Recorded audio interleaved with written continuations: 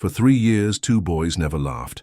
Their father believed nothing could reach them, until one unexpected moment shattered the silence. What happened next would change everything. Stay tuned. And don't forget to subscribe to the channel. The mansion had long ago turned into a mausoleum of silence. Its marble floors gleamed under crystal chandeliers, but the rooms echoed only with the absence of sound. For 3 years, no laughter had risen to the high ceilings, no music. No footsteps chasing each other down the corridors, only the quiet breathing of 2 boys who had forgotten how to look at the world with wonder. Adrian Hale, a man whose fortune reached every corner of the city, carried grief like a second skin. His wife had died the same day their twin boys were born, and with her passing, something inside him froze. He raised them in a palace, but the silence between its walls grew heavier than stone. Adrian accepted what doctors and specialists told him, that the twins would live withdrawn, unreachable, and that nothing could change it. He buried himself in work, managing his empire by day and retreating behind locked doors by night. But that morning, in the kitchen of all places, the impossible stirred. Maya Brooks had only been working in the house for 2 weeks. A housekeeper by contract, yes, but far more than that in spirit. She had grown up in a small home where noise was the language of love, pots banging, siblings shouting over one another, the radio humming with old soul songs. This mansion, in contrast, felt like a tomb. As she sliced fruit for lunch, she glanced at the boys at the table. Samuel and Elias sat stiffly in their chairs, their small faces blank, their eyes fixed somewhere beyond reach. They didn't resist her presence, but neither did they welcome it. She felt a twinge of helplessness.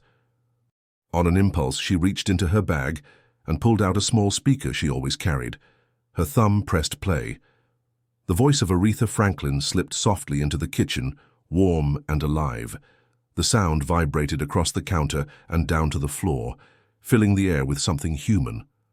Maya expected nothing, perhaps even rejection. But then it happened. Samuel's eyes flickered upward, as though questioning what he felt. Elias shifted in his chair, tapping one heel nervously against the leg. The beat carried through them like a hidden current. When a small, fragile giggle slipped from Samuel's lips, Maya's heart jumped. She set the knife aside and began to sway her hips, exaggerating the rhythm in playful arcs. "Come on, little men," she said, though she knew they couldn't hear the words the way she intended. She spun once, her braids swaying. Samuel tilted his head, then rocked his torso forward and back. Elias slid off his chair, knees wobbling, and stomped his feet against the floor. Maya clapped once. "That's it, sweetheart." Just like that. The boys moved clumsily, far from graceful, but their bodies came alive. Laughter rang out again, thin, imperfect, but real. Maya bent lower, dancing on their level, guiding them with her arms. Samuel tugged at her skirt, eager not to be left behind, and soon she was holding both their small hands, swaying as if they were a trio on a stage no one else could see. For years they had ignored toys, ignored the gentle coaxing of strangers, ignored the endless therapy sessions. Yet here, to a song pulsing faintly from a cheap speaker, they responded as though music had always been inside them, waiting for release. Elias giggled until he nearly fell, and Maya steadied him with a laugh. Samuel stomped harder, eyes alight with joy. Their voices, broken and high-pitched, spilled through the kitchen like sunlight through a shutter. Maya's chest tightened with something unexpected. Attachment. It was in that loop of laughter and rhythm that Adrian walked in. He had come only to retrieve a file he'd left earlier, his mind full of numbers and negotiations. But when he reached the doorway, he froze. The file slipped from his fingers, scattering papers across the floor. He didn't notice. There, in the middle of his sterile kitchen, his sons were laughing. Samuel's head was thrown back. Elias clung to Maya's hands, their little feet stamping to a rhythm. The song playing was one Adrian hadn't heard since his wife was alive. His chest ached violently. His breath caught. Hope, raw, terrifying, surged through him. He wanted to step forward, to demand an explanation, to ask how this was happening, but his legs locked. All he could do was watch, rooted in disbelief as his children came alive before his eyes. Maya twirled again, catching Elias's gaze, her voice soft and playful, though Adrian couldn't hear the words over the rush of his own heartbeat. Samuel clapped, shaping a rudimentary sign with his hands, and Elias copied him. Their eyes glowed. Adrian pressed a hand to his chest. For the first time in years, he saw life shining in his children, unfiltered and unguarded. At the center of it all was Maya, the woman he had barely noticed until now. She was unlocking something no therapist or doctor had ever managed. His throat burned. He turned away, unable to bear the storm breaking inside him. That night, he couldn't sleep. He sat on the edge of his bed, head bowed, haunted by the image of his children laughing. Specialists had insisted for years that progress would be slow, clinical, nearly invisible, yet Maya had cracked it open in a single afternoon. Gratitude warred with fear. If hope proved false, it would destroy him completely. When he found her in the kitchen the next morning, humming as she prepared breakfast, Samuel and Elias sat tapping blocks against the table, something they had never done with intent before. The sound had rhythm. Adrian's chest constricted. He drew himself tall, seizing control the only way he knew how. "Miss Brooks," he said sharply. Maya looked up, calm but alert. "What exactly do you think you're doing with my children?" His voice carried accusation, as if she had broken some unspoken law. She set the knife down, wiped her hands on a cloth, and faced him. "I was giving them joy," she said simply. "They deserve that." Adrian's jaw tightened. "They don't need tricks. They need structure, therapy, schedules. What you did yesterday, it wasn't treatment. It was reckless." Her back straightened, but she did not flinch. "With respect, mister. Hale, joy isn't reckless. It's the only thing they've been starved of." His silence crackled with unspoken truths. He wanted to reassert his authority, to shut her down. But the sound of Samuel's giggle echoed in his memory, undermining every argument. "You're overstepping," he managed, though his voice lacked conviction. Maya softened her tone, but not her stance. "I'm not trying to replace doctors. I don't pretend to have their knowledge. But what I can do is see your sons as more than a diagnosis. They are children, Mr. Hale. Children who crave connection. Yesterday they let me in. That means something, whether you want to admit it or not." Adrian's hands curled at his sides. He was unaccustomed to defiance, especially from someone employed under his roof. Yet her words pierced deeper than he cared to admit. That day, he buried himself in his office, papers spread before him, but useless. Every time he tried to write, he saw Samuel clapping, Elias laughing, Maya's radiant smile. He hated how vulnerable it made him feel. He hated that someone else had achieved what he, with all his wealth, had not. But beneath the resentment, a dangerous truth stirred. He wanted more. He wanted to hear them laugh again. The mansion, for so long suffocated by silence, now carried an undercurrent of expectancy. Adrian noticed it in the faint echoes of giggles, in the subtle mess of toys left behind. He told himself it was chaos, disorder, but when he glimpsed his sons leaning against Maya's shoulder, safe and unguarded, he realized something far more dangerous. The fortress of grief he had built was beginning to crack, and in that fracture, life was seeping back in. The days that followed carried a quiet shift, almost imperceptible at first. The air inside the Hale mansion no longer felt entirely suffocating. There were faint traces of change, blocks scattered under tables, crumbs left behind after meals, and the occasional sound of tiny feet running down the corridor before vanishing back into silence. For Adrian, each detail was both unsettling and magnetic. He found himself listening for sounds he once resented, as though every small disruption carried a secret message. Maya noticed it too.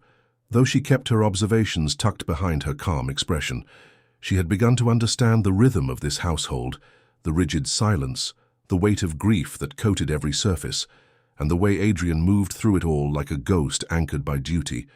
But she also sensed something else now, the possibility of life seeping back in, thread by thread. One evening, long after the boys had been tucked into bed, Maya lingered in the living room gathering the toys they had left behind. She bent to pick up a ball that had rolled under the sideboard, but when she straightened, her eyes caught the corner of something hidden on an upper shelf. Stretching, she pulled it down. It was a silver frame dulled by dust. She wiped the glass with her sleeve, and there she was, a woman whose smile radiated warmth. Younger, brighter, holding Adrian's hand with a look of joy that spoke volumes. Emily Hale. Maya had never met her, but she knew her presence. It lingered in every shadow of the mansion, in Adrian's guarded eyes, in the silence that seemed to cling to the walls.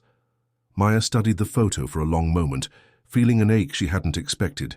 Then, with quiet resolve, she placed the frame not back on the high shelf, but on a lower one, at the boy's eye level. Something inside her told her they deserved to see the face of the woman who had once filled this house with love. The next morning proved her right. Samuel wandered into the living room first, his little fingers brushing along the edge of the shelf. His eyes stopped on the photograph. He tilted his head, studying the curve of the woman's smile. Elias joined him, curious, and the two stood shoulder to shoulder, silent but intent. Maya sat nearby, folding a blanket, giving them space. She didn't speak, didn't guide. She only waited. Then Samuel raised one hand, his fingers fumbled clumsily, but the shape was unmistakable. He signed a single word. Mama. Maya's chest constricted. Her eyes stung, but she held her voice steady as she crouched beside him. Yes, sweetheart, she said softly. That's your mama. Elias tried to mimic the sign, his movements messy and uneven, but the effort was there. The two boys stared at the photograph, their small bodies pressed close together, their faces softening with something deeper than recognition, a bond they had been missing but somehow understood. It was then Adrian entered the room. He had come in quietly, not expecting to find them gathered at the shelf. When his eyes landed on the photograph, his chest locked.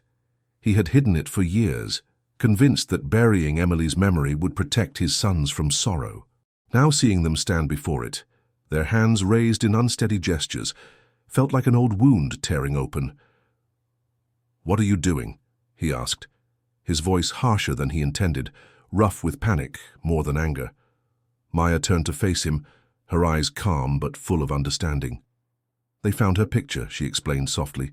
They knew before I said a word." Adrian's hands curled into fists at his sides, his voice sharpened as he snapped, "They don't understand. They don't need to." But his gaze betrayed him. Samuel turned at the sound of his father's voice, lifted his hands again and repeated the sign with shaky precision. "Mama." Adrian's throat burned. For years he had forbidden himself to speak the word aloud, terrified it would unravel him. And now, in the trembling hands of his son, it broke through his armor. He dropped to his knees beside them, his voice cracking as he whispered, "Yes, that's Mama." Samuel's face lit up at the confirmation, his hand pressing against the glass as though to touch her. Elias leaned into Adrian's shoulder, murmuring a sound that carried more meaning than its broken syllables could hold. Adrian felt the tears rise before he could stop them. He had not cried since the day Emily died, not even at her funeral. But now, kneeling beside his sons, he couldn't hold back. His eyes blurred, his body shook, and for the first time in years, he let himself break. Maya stayed still, her hands resting gently on the boys' backs, her presence quiet but steady. She didn't intrude, didn't explain. She let the moment belong to them. When the storm of grief eased enough for Adrian to breathe, he reached out, pulling Samuel and Elias into his arms. They clung to him without hesitation, their tiny hands gripping his shirt. And in that fragile embrace, Adrian realized something he had resisted for years. Sharing Emily with them did not deepen the pain. It lightened it. Later, when the children had wandered off to play, Adrian lingered near the shelf. His eyes stayed on the photograph, his jaw tight with unspoken thoughts. Maya approached quietly. "They'll always know she loved them," she said softly. He didn't answer. His silence was not refusal this time, but the silence of a man who had been forced to feel everything he had buried. His hand rose instinctively to touch the frame before he turned away, his shoulders heavy, but not hollow. That night, Adrian sat alone in his study. The letter he had once written but never sent remained locked in the drawer. His hand hovered over it, trembling. He wasn't ready, Not yet, but the image of Samuel's hands signing Mama replayed endlessly in his mind. For the first time, the silence in his house did not feel like death. It felt like the beginning of something he could not yet name. Maya, in her own room, sat with her notebook open, scribbling late into the night. Her sketches were messy, arrows pointing to words, repeated shapes of hands. She was teaching herself the language of Samuel and Elias. She had no degree, no formal training, but she carried determination. Because tonight, more than ever, she knew the boys were not unreachable. They were waiting, and someone needed to meet them halfway. The fortress of grief had cracked once in laughter. It had cracked again in memory. The question now was whether Adrian Hale would have the courage to step through those openings or retreat once more into silence. The next afternoon, the mansion carried its usual hush, but beneath it pulsed a current of anticipation that only Maya seemed able to sense. She had slept little, her mind tangled in sketches of hands and gestures, but fatigue didn't dull her resolve. She moved through the house with her notebook tucked under her arm, her eyes flicking to the twins often, waiting for the moment to try. Adrian had retreated to his office as always, his focus buried in papers he wasn't reading. The image of Samuel's trembling sign for Mama refused to leave him. He had watched his son claim a word Adrian himself had been too afraid to speak. The memory pressed against his chest, with equal parts pain and awe. It was late in the day when Adrian stepped out of his office. His intention was simple: check on the boys before dinner. But the moment he reached the living room, he stopped. Maya knelt on the rug, her notebook open beside her. Scribbles filled the pages, drawings of hands, arrows looping between gestures, words written and rewritten. Samuel and Elias sat before her, their eyes wide, watching as she lifted her hands deliberately. She shaped a motion carefully, lips forming the word as she signed.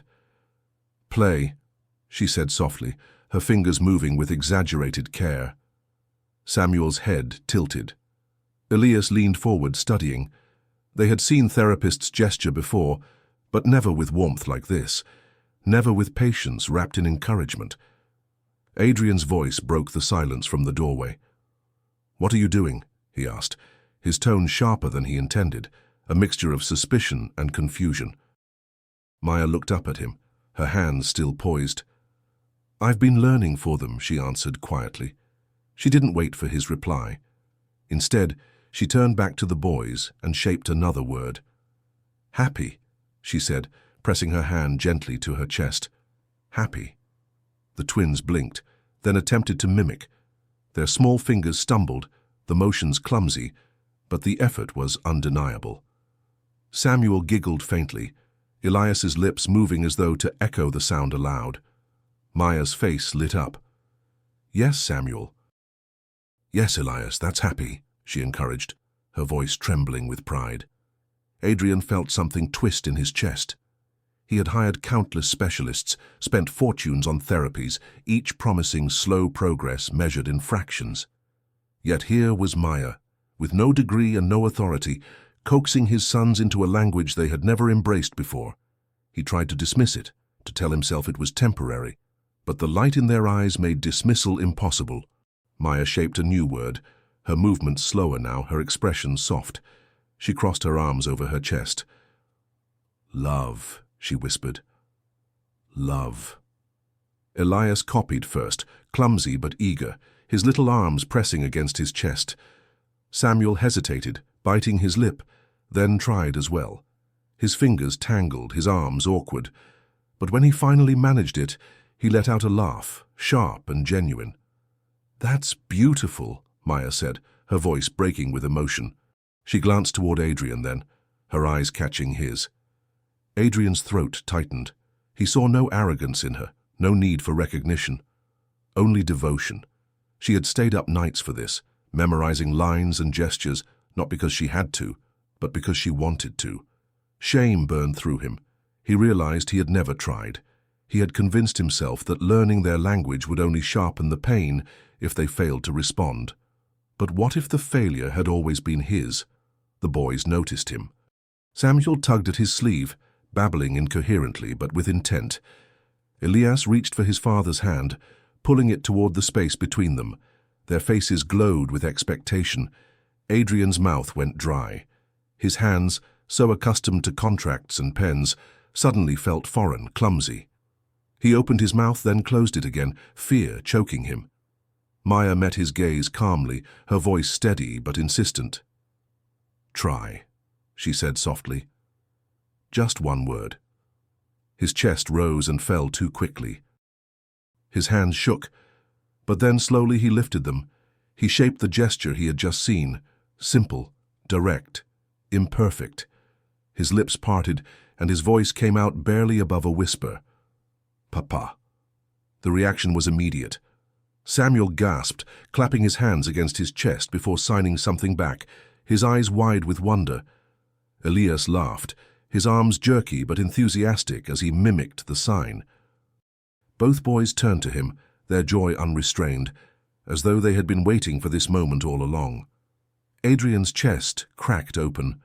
Samuel murmured the broken syllables aloud, "Papa," and Adrian's heart nearly stopped. Elias hugged his arm tightly, burying his face against him. For the first time in years, Adrian didn't feel like a spectator to their lives. He felt part of them. His hands trembled, but he repeated the gesture. "Papa," he whispered again. The boys erupted in giggles, their joy vibrating through the room. Maya didn't move, didn't interfere. She only watched, her eyes shimmering with quiet triumph. That night, Adrian couldn't escape the memory. He sat in his office with papers scattered, but the sound of Samuel's laugh and Elias's hug clung to him like a song he couldn't stop hearing. Hope had taken root in him, fragile but undeniable. And yet, with it came fear. If he allowed himself to believe too much and it all collapsed, he would not survive it. The opportunity for proof came sooner than he expected. Dr. Harold Stein, the pediatric neurologist who had followed the twins since birth, scheduled a visit. Adrian told himself this was his chance. A respected authority would validate what he had seen. If the doctor confirmed it, hope would be safe. The morning of the visit, Adrian paced the living room, restless. His jaw was tight, his hands clenched. Maya tried to reassure him gently. "They'll show him who they are," she said, but Adrian cut her off with a terse reply. "We'll see." When Dr. Stein arrived, he carried the weight of authority Adrian had always trusted. Adjusting his glasses, he greeted the children with detached warmth, his tone calm but clinical. He made notes on his pad as Adrian crouched beside Samuel and Elias, urging them. "Go on," Adrian whispered to his sons, his voice nearly pleading. "Show Papa. Show Dr. Stein." Samuel hesitated, then lifted his hands, shaping a familiar sign. Pride surged in Adrian's chest, but the moment Samuel noticed the doctor's gaze, his fingers faltered. Elias shrank back, burying his face in Maya's side. Adrian's throat tightened. "It's okay," he urged too forcefully. "Do it again. Show him." The boys only clung tighter to Maya, their small bodies rigid. Silence spread like smoke. Dr. Stein cleared his throat, jotting something down before speaking with practiced patience. "Mr. Hale, children often mimic gestures in play. It doesn't necessarily indicate meaningful progress." Adrian snapped his head toward him, his pulse roaring. "They're communicating," he insisted desperately. "They're using signs. They're laughing, engaging, things they've never done before." The doctor sighed, his tone firm. "What you're describing may be encouraging personally, but it is anecdotal. We can't confuse emotional responses with developmental breakthroughs. False hope can be damaging, for you and for them." Each word struck Adrian like a hammer. His sons were silent again, withdrawn under scrutiny, and humiliation sharpened into anger. Searching for release, his rage turned on the one person who had made him believe. "This is your doing," he snapped suddenly, his voice like a blade. Maya looked up from where she cradled Elias, her eyes wide but steady. "Mine?" she asked quietly. Adrian stood abruptly, his hands trembling. "You filled their heads with illusions, tricks. You make them laugh, you get them to mimic, and suddenly you convince me they're changing. But when it matters, when it counts, they collapse back into silence. Do you realize what you've done? You've given me false hope." The venom in his tone was as much self-loathing as accusation. Maya's face tightened, hurt flashing in her eyes. She rose slowly, gathering the boys close. Her voice was calm, but carried conviction. "Hope is not an illusion," she said firmly. "It's the only thing that's kept them alive in here." She tapped her chest softly, then gestured toward the twins. "You think charts and schedules will raise them? You think statistics will teach them to trust, to laugh, to look you in the eye? No, Adrian. What they need is someone who believes in them. What they need is faith." Her words cut deeper than any medical verdict. But Adrian's pride refused to yield. His silence thickened, turning the space between them into a chasm. Maya shook her head slowly, her eyes dimming with pain. She shielded the boys with her body, the message clear. If he would not believe, she would carry the burden alone. The mansion felt colder than ever. The Hale mansion had known silence for years, but never a silence like this. It was heavier, sharper, tinged with the sting of words that could not be unsaid. The warmth that had begun to flicker in its halls had been smothered in an instant. Adrian buried himself in his office, drowning in contracts and figures he couldn't read. Every time he closed his eyes, he saw Samuel's face pressed into Maya's shoulder, Elias clinging to her arm, both boys withdrawing as if his desperation had frightened them. The echo of his own voice replayed mercilessly. Accusations hurled at Maya, accusations that felt less like truth and more like cowardice. But pride was a cruel master. Each time shame pressed against him, he pushed it away with bitterness. He told himself he had only spoken reality, that hope was dangerous, that illusions could destroy. And yet beneath the justifications, another voice whispered, "You hurt them." Maya moved through the house with quiet efficiency, her warmth stripped down to measured gestures. She still cared for the boys, still bent to tie their shoes, still read to them in the evenings, but her laughter was gone. She spoke only when necessary, her voice steady but distant. The twins felt the shift deeply. Samuel followed her from room to room, his small hand clinging to her skirt more insistently. Elias's eyes darted toward his father whenever Adrian entered, wide and uncertain, as though testing whether the air was safe. Adrian noticed. He noticed every flicker of unease in their faces, every absent giggle that had once filled the hallways, and he hated himself for it. But he could not bring himself to bridge the distance. The mansion was fractured, and everyone inside could feel it. It was on a Thursday evening that something unexpected cracked the ice. Dinner had been quiet, plates clinking faintly against silverware. Adrian excused himself early, retreating upstairs, while Maya carried dishes to the kitchen. Samuel and Elias lingered at the table, restless. Their eyes fell on the chair where Maya's bag sat, its zipper halfway open. Samuel slipped down first, padding across the floor. His hand reached inside, pulling out the small portable speaker she always carried. He set it carefully on the ground, his eyes alight with recognition. Elias joined him, watching curiously as Samuel pressed the familiar button. Music spilled out, clumsy and distorted, but enough. The boys froze for half a second, then their faces lit with joy. Samuel stomped his foot in time with the beat, Elias clapping his hands. They turned to Maya with wide eyes, their bodies bouncing in a silent invitation. Maya hesitated. The sting of Adrian's words still lingered. His accusations had left her chest raw, and for a moment she wondered if stepping into this rhythm again would only reopen wounds. But then Samuel reached for her hand, clapping to the rhythm, his little face glowing. Elias let out a high-pitched giggle that broke the air. The hesitation melted. Maya crouched low, her arms sweeping theatrically as she spun once, then stomped her feet to match theirs.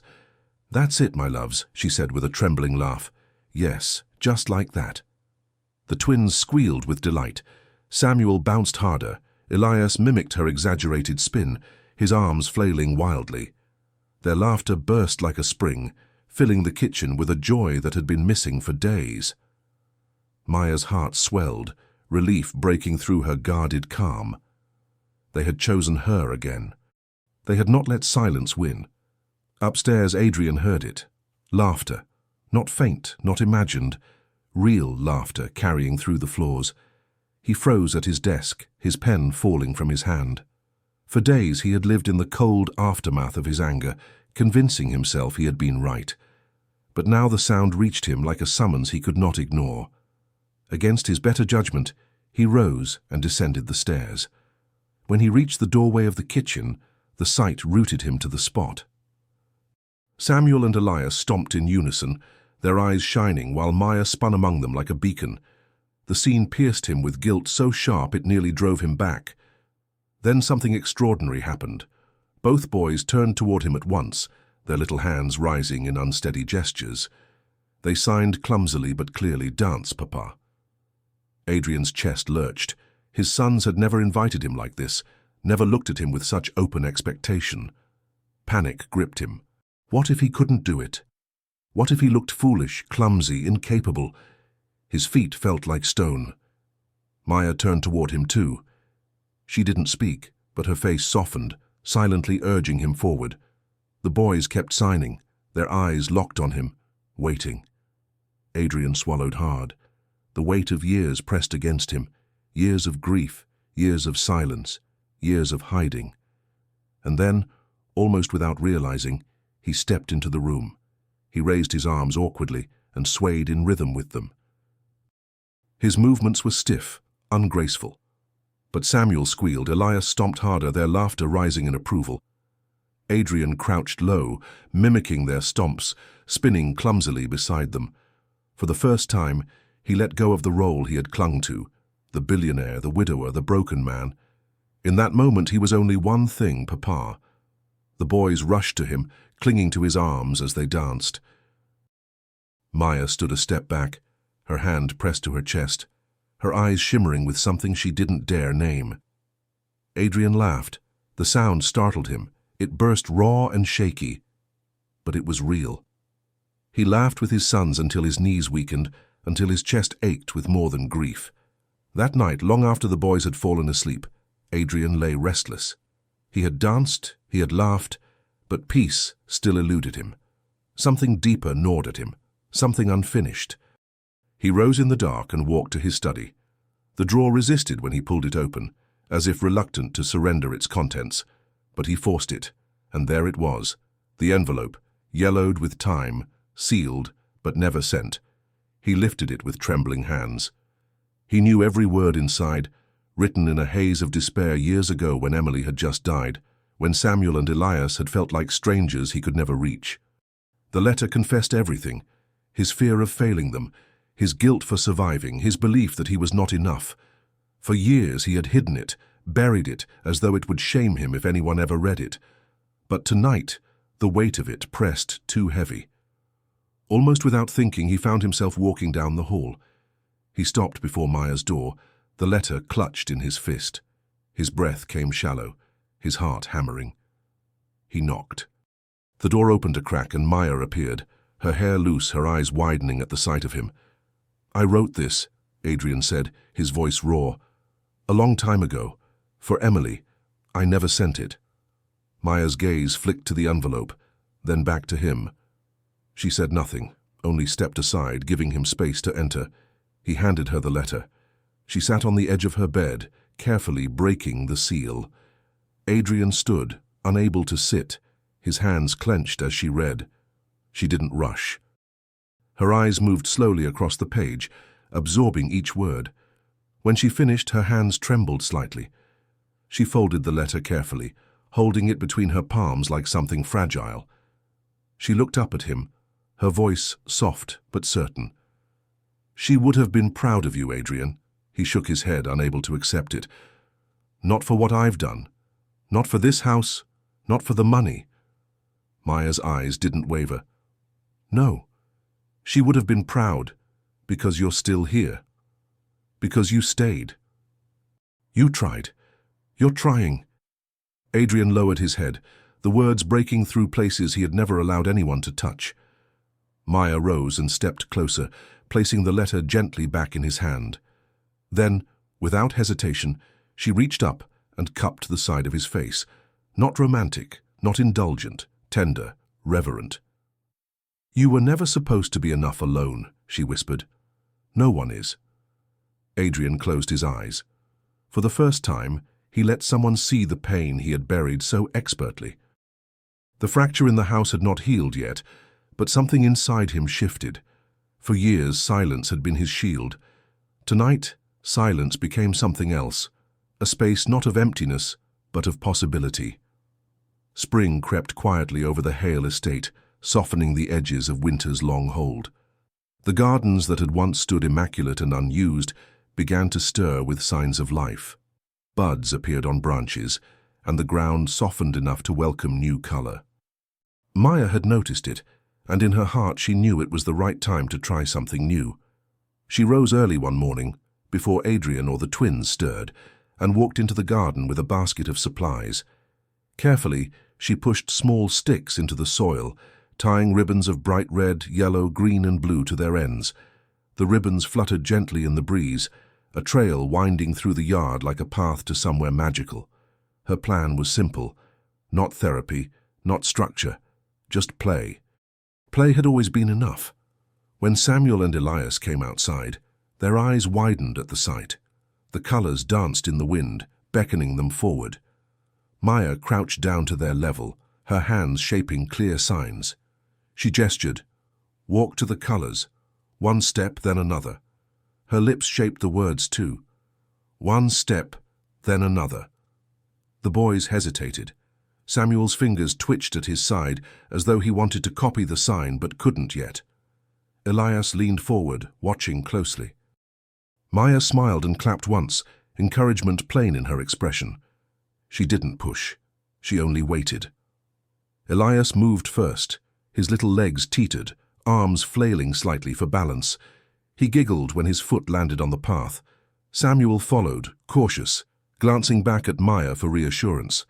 She gave him a thumbs up and mouthed, "Yes, that's it." Adrian had not been told of her plan. He stepped onto the porch just as the boys began to walk the path. He froze, his hand tightening around the railing. For a moment he thought his breath might fail him. The sight was almost unbearable. His sons, who had spent years drifting like shadows through the house, now stumbling forward on a trail of colors, laughing when they fell, rising without being told. No therapists, no charts, no rigid measures, only ribbons tied to sticks. His chest constricted. He hadn't realized tears had gathered until the breeze cooled them on his cheeks. He gripped the railing tighter, unwilling to move. The boys stumbled and giggled, Elias squealing as he landed on his bottom. Samuel reached down, tugging his brother back up. Their laughter was real, bright and unrestrained. Maya followed at a distance, clapping softly, signing encouragement. She shaped the word strong. She shaped the phrase, "Keep going." She signed, "I'm proud of you."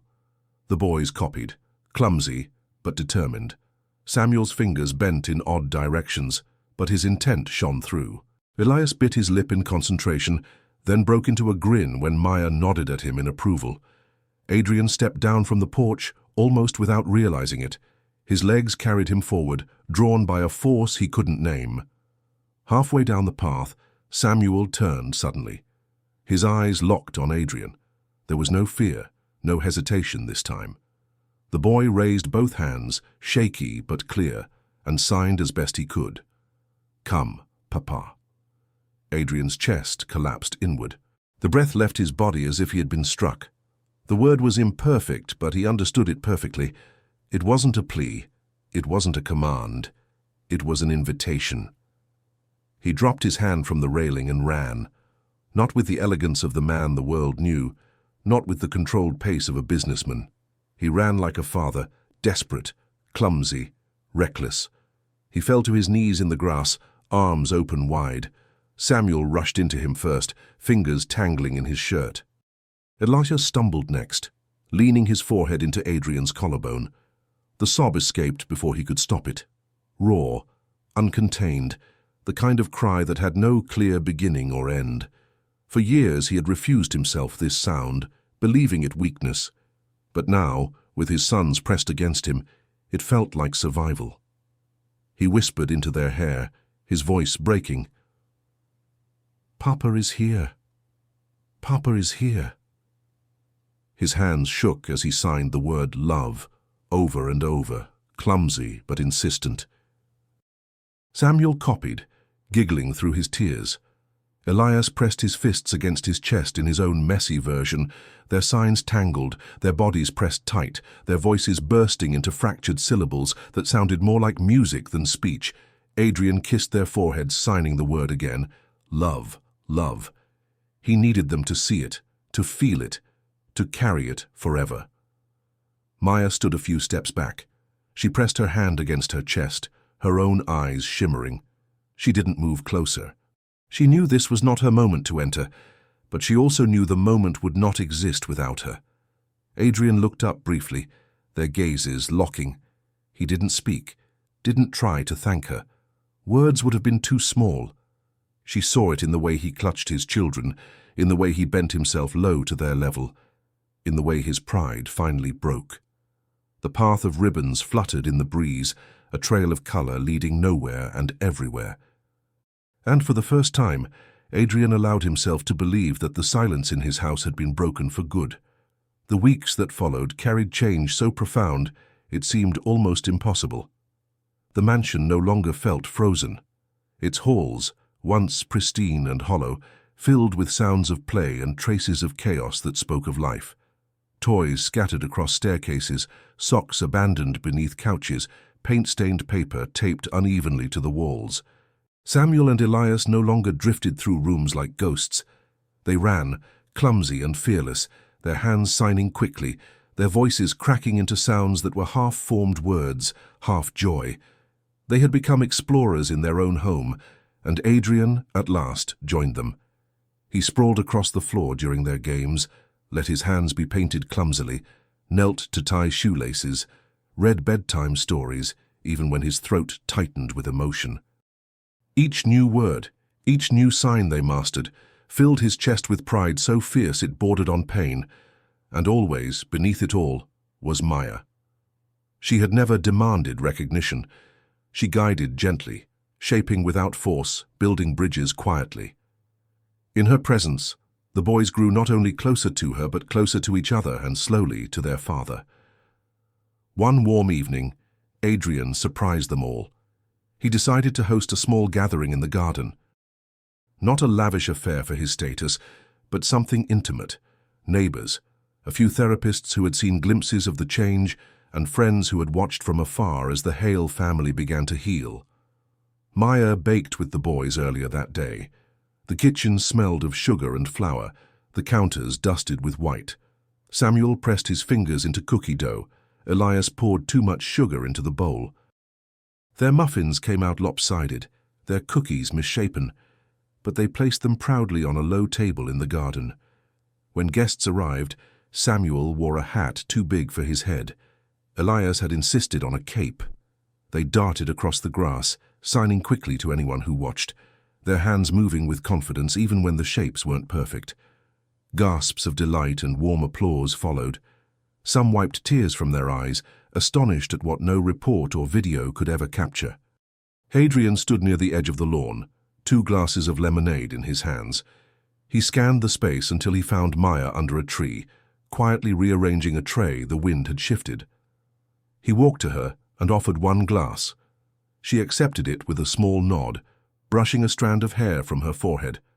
Together they looked out at the scene, the twins darting joyfully, guests laughing softly at their exuberance.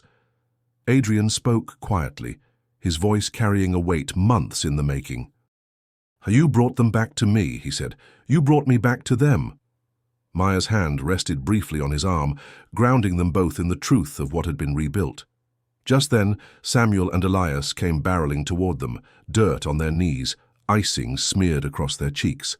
They tugged at their father's shirt, signing clumsily, "Come, Papa." And he went. They sprawled together on a blanket beneath the tree, Adrian with 1 boy on his lap, Maya with the other nestled against her side.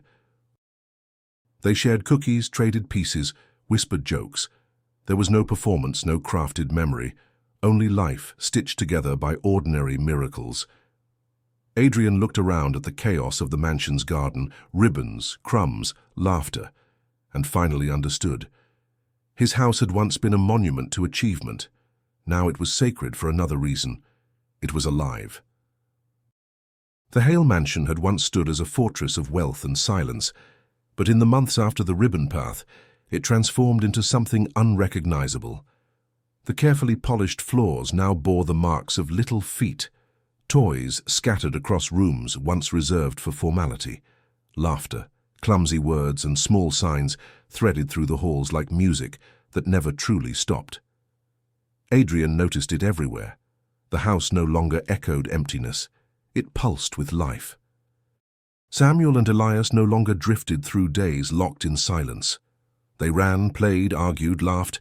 They learned to sign faster, sometimes messily, but always with intent. Their voices, though imperfect, grew louder, filled with determination. Adrian joined them. Where once he had hovered at the edges, now he sprawled on the carpet with them, his sleeves rolled up, his hands covered in paint as he helped them smear colors across paper.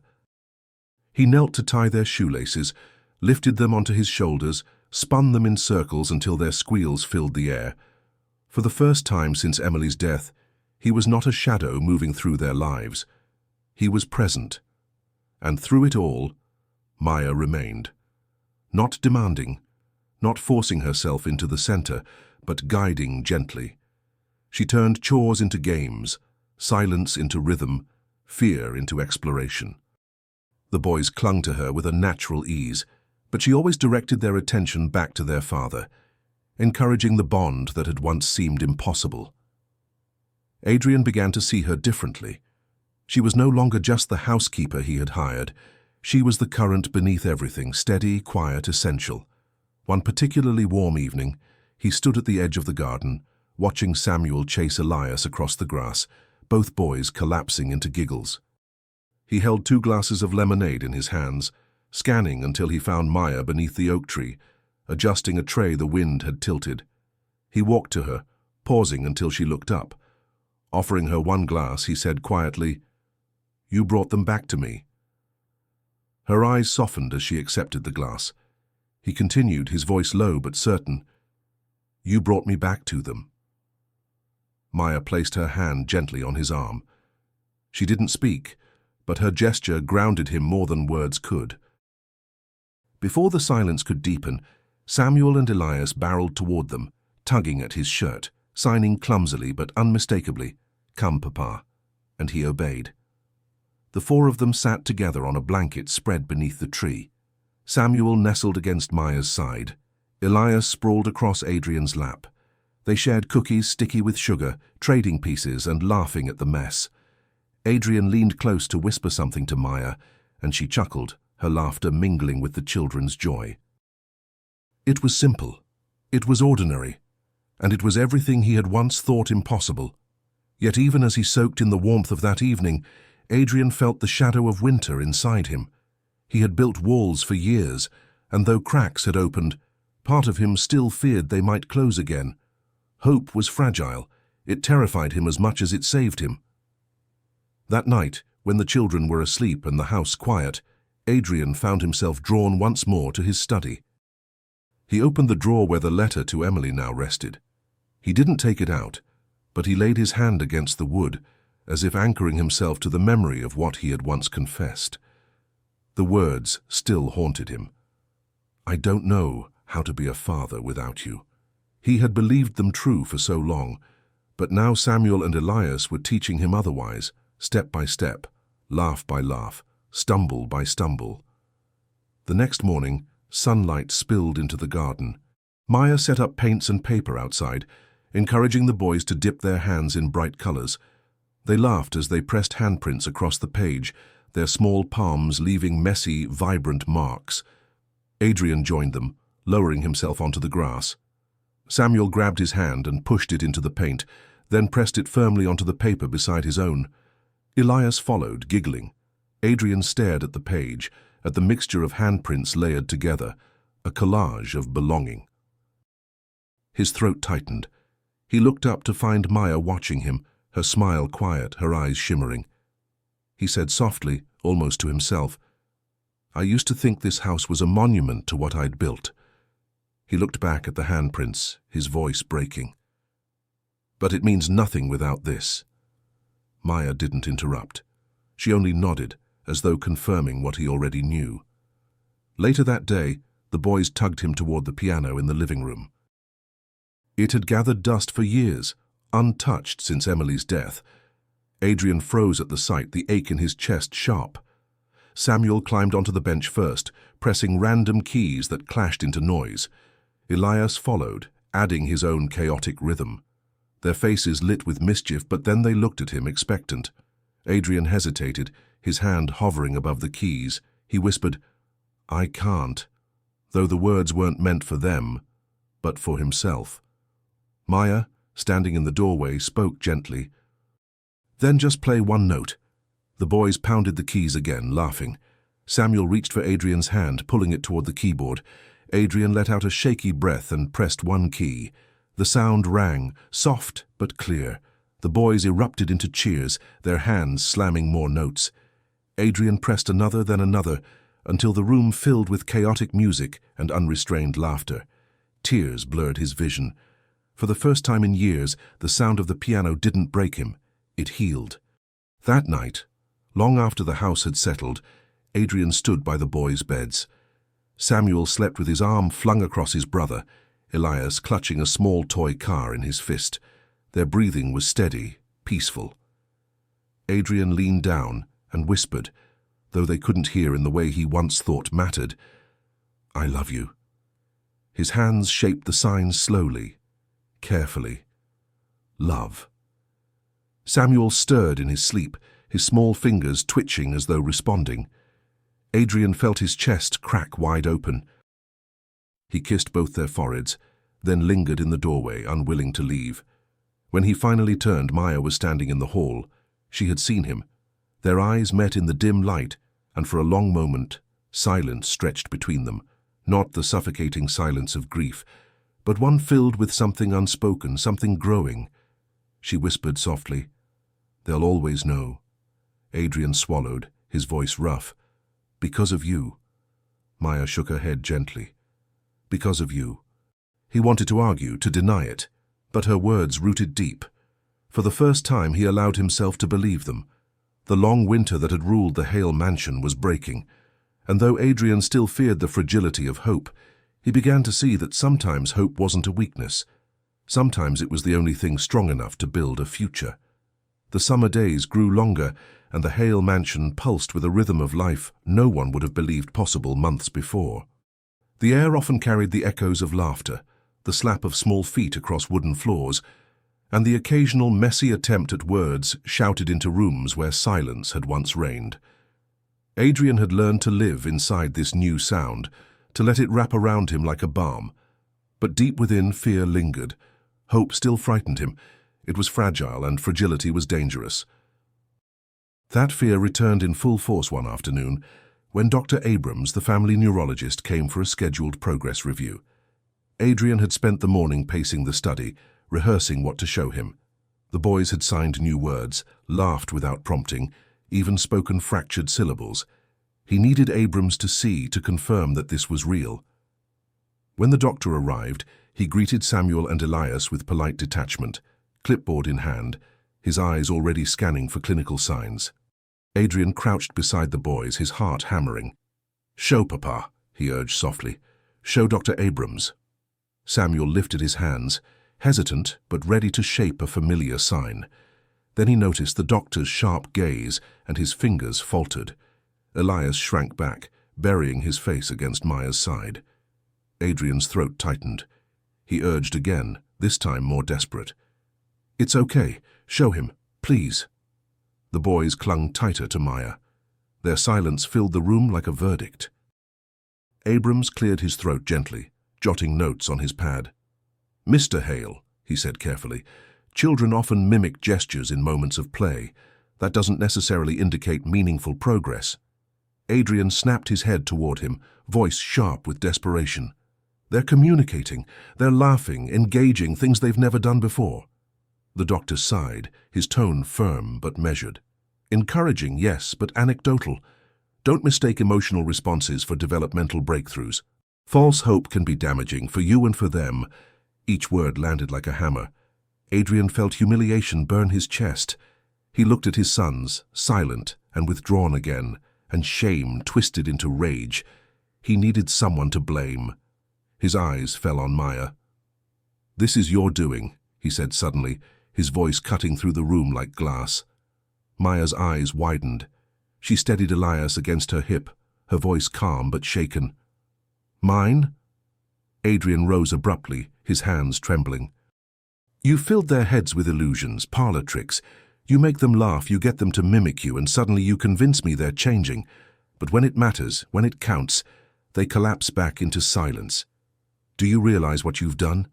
You've given me false hope." His words carried venom, but underneath lay self-loathing. Maya bore the weight of it, her face tightening in hurt.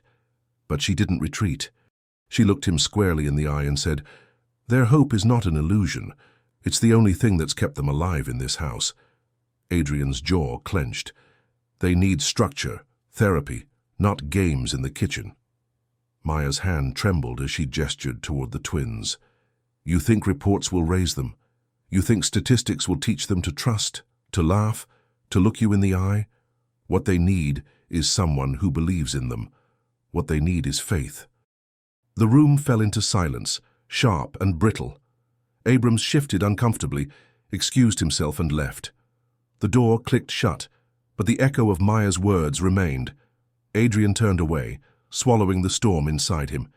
He wanted to shout, to argue, to reassert control, but the image of his son's small fingers shaping clumsy signs refused to leave his mind.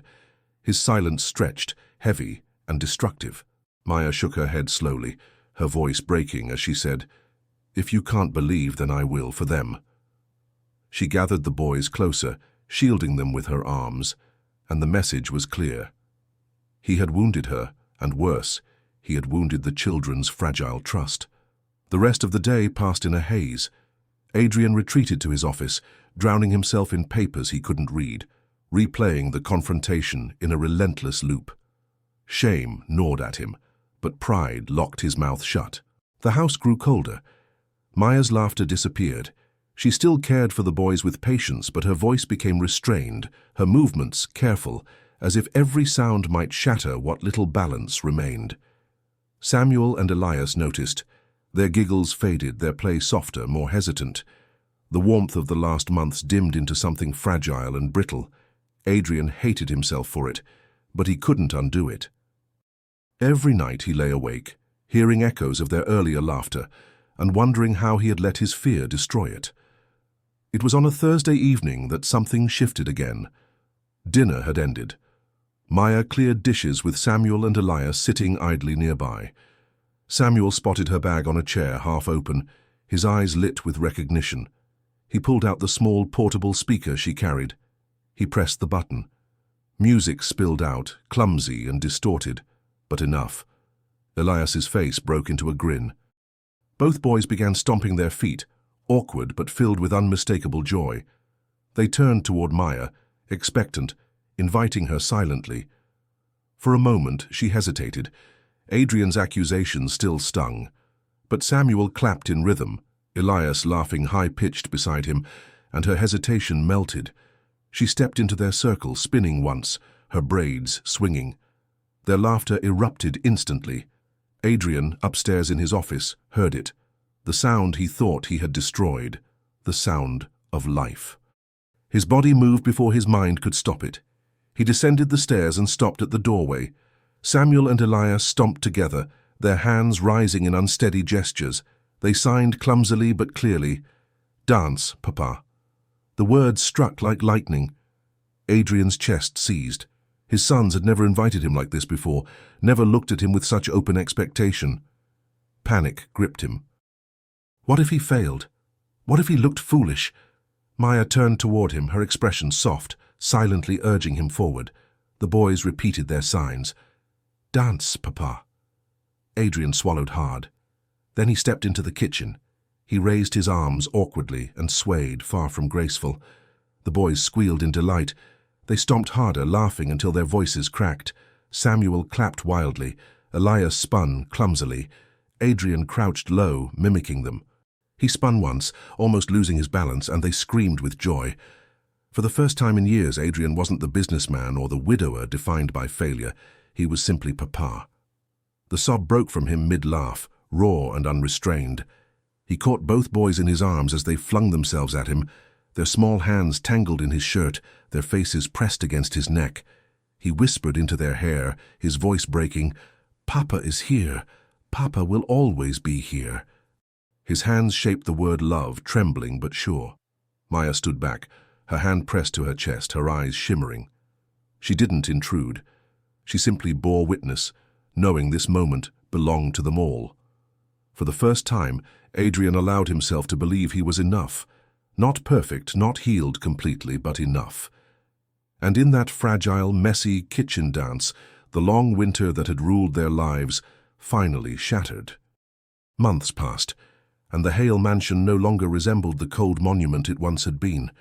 The halls echoed with footsteps, the thud of toy trucks against the floorboards, and laughter that rose unexpectedly like sunlight breaking through clouds. Silence was no longer a suffocating blanket, but a pause between bursts of joy. Samuel and Elias had grown bolder. They signed quickly, sometimes messily, their little fingers flying with intent. They spoke syllables, fractured but determined, their voices filled with pride. No corner of the house escaped their presence. Shoes were abandoned by the staircase, socks tucked between couch cushions, blocks lined up along windowsills. What once symbolized order and control now bore the marks of life. Adrian joined them in everything. He sprawled on the living room carpet, hands covered in flour as he helped them knead dough. He painted alongside them, his shirt streaked with colors. He laughed when Samuel signed the wrong word, but insisted it was right.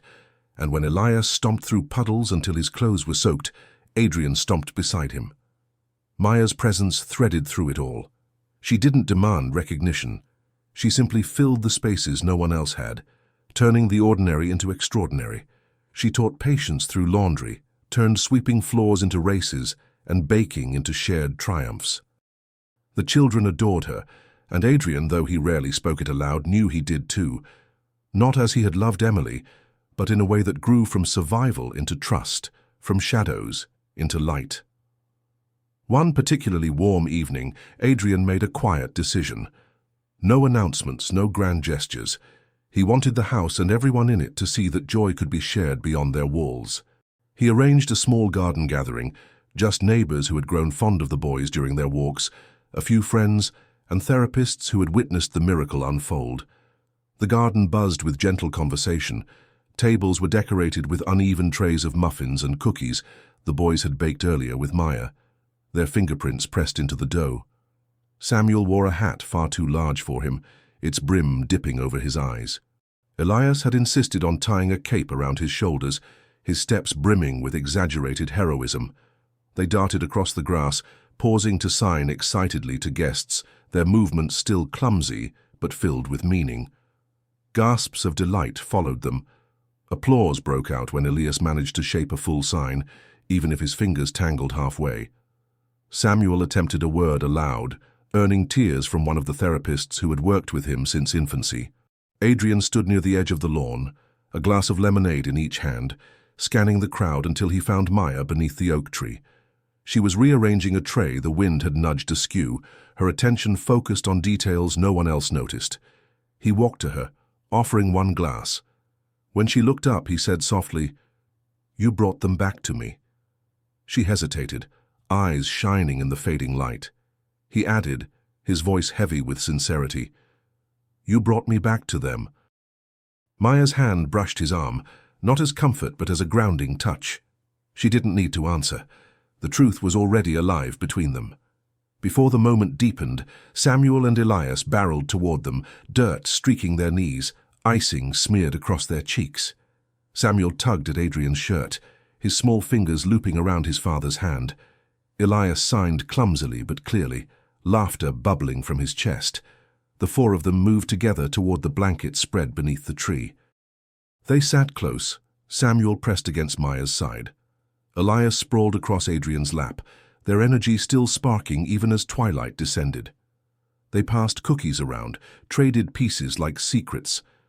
Adrian leaned closer to Maya, whispering something that made her laugh, her voice mixing with the sound of the children's joy. For the first time, Adrian realized the definition of family had rewritten itself. It wasn't bound by wealth or status, not held together by perfection, but by presence. By showing up, even in brokenness, by choosing again and again to love despite fear. Later that night, after guests had left and the boys were tucked into bed, Adrian lingered in the hallway. He listened to their soft breathing, their tiny murmurs as they shifted in sleep. He felt the weight of the past years press against him, but instead of crushing, it settled like something he could finally carry. Maya approached quietly, folding a blanket over her arm. Their eyes met in the dim light. Adrian said, his voice rough, "I thought this house was a monument to what I'd achieved, but it's nothing without them, without you." Maya lowered her gaze, her voice almost a whisper. "You did this, Adrian. You stayed. You tried." He shook his head, swallowing hard. "I nearly gave up on them. On myself." She stepped closer, her words firm but gentle. "But you didn't. And that's what makes the difference." For a long moment, silence stretched between them.